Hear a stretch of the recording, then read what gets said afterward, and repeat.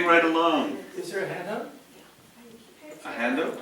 No, there's no handout. There was the timeline. I made 3 copies of the timeline. I have an extra, George, so I have an extra. I was asking for others.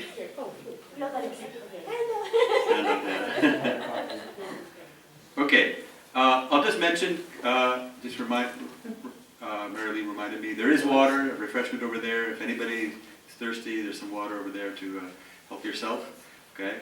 We're going to move on to our kind of a double feature, I guess. 2 people talking about one author and different aspects of that person's writing. And so that's connected. That would be Fred Cogswell. And we have Fred Cogswell's daughter in the house, Kathleen Forsythe.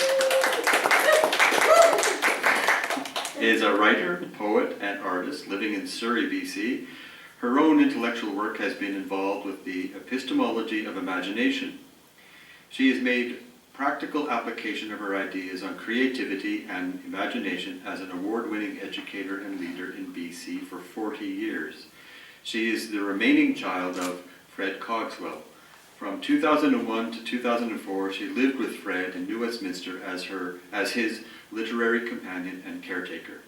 She will be reading from a book that she co-wrote with Fred in the last year of his life, The Vision of Fred, Conversations on the Nature and Function of Poetry.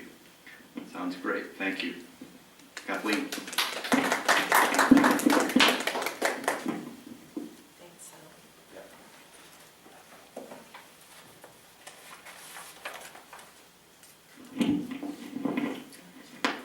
Try it this way.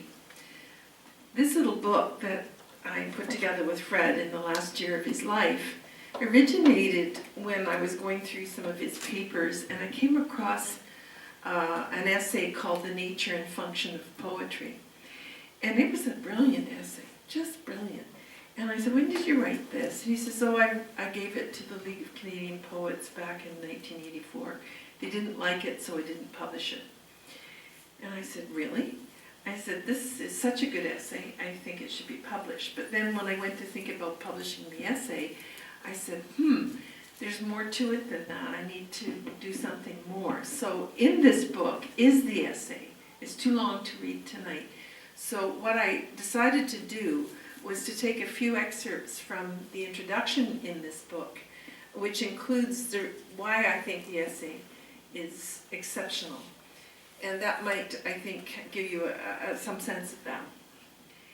So this is me. The book is in 2 parts of a conversation of myself and Fred. And it was done because he would get up every morning at 6 and write sestinas.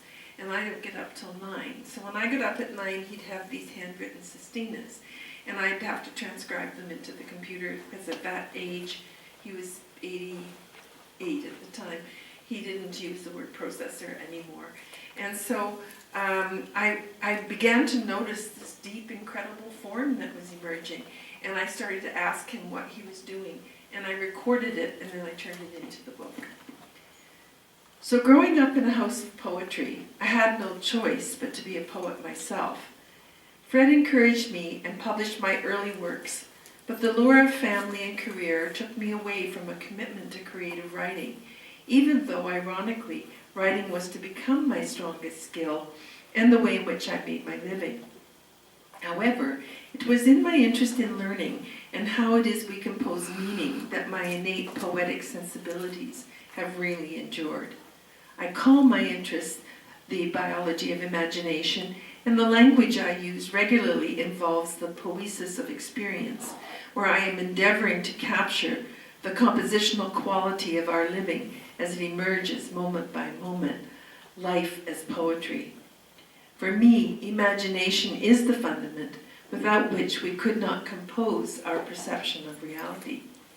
It's no surprise that Fred's child might see the world this way. How else could I think when, as a child, Fred would say teasingly to me, "Now you need to behave, or I will wake up and remove you from my existence. You are a figment of my imagination."